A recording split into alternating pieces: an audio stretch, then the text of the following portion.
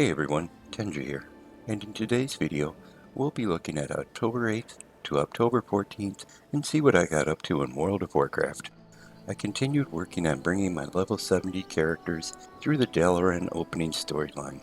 I'm getting close to done with these, and this is pretty nice. It only takes me a half hour, and it gives me a chance to gain a level on these characters without putting a lot of time into them. And once in a while, I'll get lucky and get a crackling shard out of this. If I can get 10 of these before I'm done, I'll be able to obtain the Ny'alotha mount pretty easily.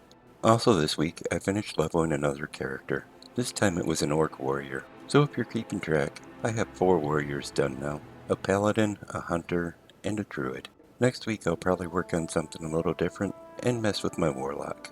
On the Renown front, I got my Hollow Fall rep up to level 21. This opened up the Vermilion Imperial Lynx. It's a pretty neat looking cat, and I think it will go real well with my Blood Elf Paladin.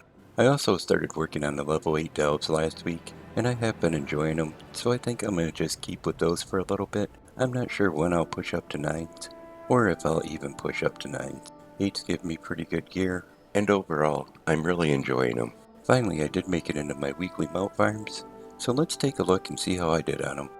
I started off by going after the Scythe of the Unmaker.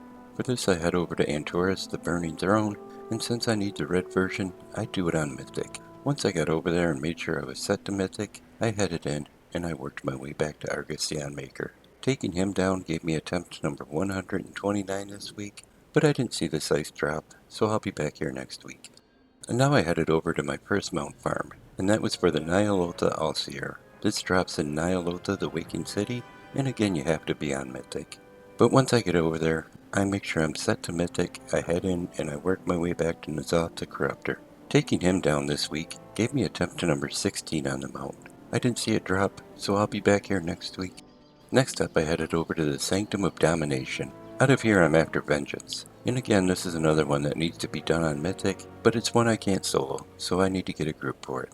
Once I have a group, we head in, work our way back to Sylvanas, take her down, and I got attempt number 24 on the mount. I didn't see it drop, but I'm keeping my fingers crossed, and I'm hoping I'm seeing this one pretty soon. It's a really nice mount. The last farm I'm doing right now is in the sepulture of the first one. Out of here I'm after the Zareth Overseer, and this is another one you have to do on Mythic. So once I get a group, we head in and we work our way back to the Jailer. Taking him down this week gave me attempt number 27 on the mount. I didn't see it drop again, so it's another one I'm going to have to come back to again next week. And just in case you're wondering, this week's Transmog is the Spring Reveler's outfit. This again is obtained during Noble Garden, and they had 2 versions of this. One was a dropped version, and the second version came off the trading post. I didn't find these sets all that interesting, but I did take the time to farm up the set that was a drop version. But if it's something you're interested in, you'll have to wait till next year's Noble Garden to get it. And it's something you should be able to knock out pretty quick. But hey, if you enjoyed the video, give it a thumbs up. You can click on subscribe. Thanks for coming by and watching it. I'm going to send a hi out to my best friend, and you all take care.